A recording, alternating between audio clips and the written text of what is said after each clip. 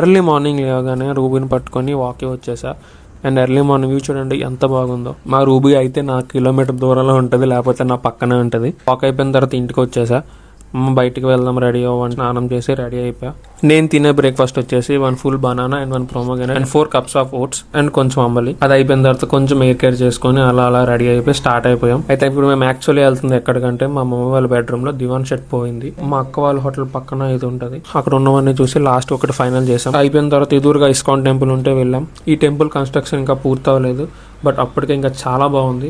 Interior చాలా బాగుంది, చాలా అంటే చాలా ప్రశాంతంగా ఉంది. అక్కడే ఒక 1/2 hour టైం స్పెండ్ చేసిన తర్వాత బయటకు వచ్చేసాం. ఇది మా అక్క వాళ్ళ హోటల్. ఇక్కడ ఒక లెమన్ టీ అండ్ కొంచెం బిర్యానీ తినేసి అక్కడ నుంచి మళ్ళీ ఇంటికి స్టార్ట్ అయిపోయాం. ఇంటికి వచ్చిన తర్వాత మళ్ళీ నా వర్క్ చేయడం కూర్చున్నా. తెలియకుండా చాలా టైం అయిపోయింది. ఇంకా తినేసి దాని తర్వాత స్పిట్స్విల్ లో కొత్త సీజన్ 6 స్టార్ట్ అయింది.